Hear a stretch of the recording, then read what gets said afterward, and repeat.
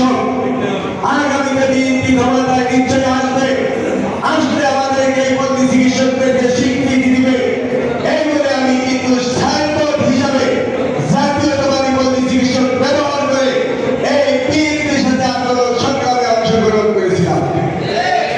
এবং কেন এভাবে এই চিকিৎসকদেরকে হয়রানি করা হবে। যাই হোক, এই সংগঠনের মধ্যে ছিলাম। এরপর আমি চিন্তা ভাবনা করলাম যে শহীদ রাষ্ট্রপতি জিয়াউর রহমান এই বন্দী চিকিৎসক বাংলাদেশে প্রতিষ্ঠিত করেছিলেন।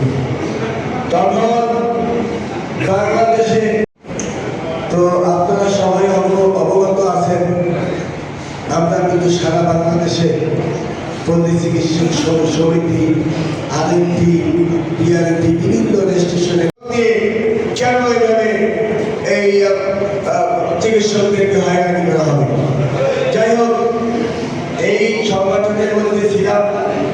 এরপর আমি চিন্তা ভাবনা করলাম যে শহীদ রাষ্ট্রপতি জিয়াউর রহমান এই বন্দী চিকিৎসক বাংলাদেশে প্রতিষ্ঠিত করেছিলেন।